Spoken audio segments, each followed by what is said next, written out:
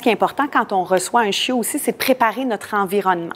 Pour 3 raisons, dans le fond. Pour la sécurité du chien, pour aussi protéger notre environnement, pour éviter la destruction, les bris, les dégâts, puis finalement aussi pour empêcher le chiot de prendre des mauvaises habitudes jeunes et de les garder plus tard. Comme par exemple, si on laisse les chaussures traîner, le chiot, lui, il explore son environnement, il découvre l'environnement par la bouche. Donc, s'il prend l'habitude de mâchouiller les chaussures parce que ça lui fait du bien, ça le soulage, ça l'aide à sa dentition, mais qui finit par, à force de répéter, y prendre plaisir, bien, ça pourrait faire en sorte que plus tard, le chiot continue de manger les chaussures, ce qu'on ne veut pas nécessairement. Donc, bien important, quand on reçoit un chiot, de faire un grand ménage, on range les chaussures, on enlève tout ce qui est superflu ou tout petit objet qui peut être tentant pour les chiots. Fil électrique, on essaie de camoufler ça.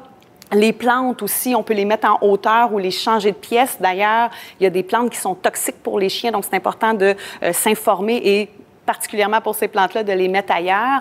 Les escaliers aussi, très important pour pas que les chiots déboulent et se blessent. Donc, de mettre peut-être une barrière de bébé ou un meuble devant les escaliers pour éviter que le chien tombe. Et finalement aussi, les tapis. Les chiots ont la tendance naturelle à faire leurs besoins des fois sur les tapis. Alors, pour éviter de nettoyer sans cesse vos tapis, bien, on peut les rouler, les mettre temporairement dans une autre pièce. Vous les remettrez dans votre environnement une fois que le chien sera propre. Peux-tu nous donner un petit peu des exemples de choses qu'on peut trouver ici qui aideraient à enrichir l'environnement du chien pour faire en sorte que, qu'on soit là ou qu'on soit parti, bien, que le chien ne s'ennuie pas puis soit diverti aussi? C'est sûr que la chose numéro 1 qu'on oublie le plus souvent, mais qui est très importante, c'est la mastication.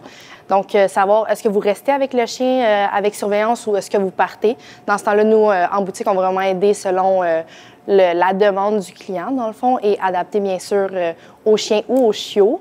On trouve aussi dans notre boutique des jeux interactifs, des jeux mentaux, donc des jeux qu'on va vraiment déposer des gâteries à l'intérieur ou leur nourriture. Il y a beaucoup de gens aussi qui mettent leur nourriture vraiment pour les stimuler le plus possible. Ça permet aussi, des fois, pour les puppies qui mangent plus vite, qui ne mangent pas tout d'un coup. Donc ça va vraiment travailler beaucoup leur mental. Donc, c'est des petits casse-têtes vraiment qu'il faudra qu'ils ouvrent les petites cases et tout ça. Ça, j'aime beaucoup ça. Et il y a aussi des niveaux selon les casse-têtes. Alors, c'est le fun parce que quand un chien réussit à passer un niveau, on peut passer au suivant. C'est un peu comme nous avec les jeux, dans le fond. Et j'aime aussi beaucoup les tapis à lécher. On peut faire beaucoup de choses avec tapis à lécher. Ça permet aussi beaucoup d'associer les choses à quelque chose de positif.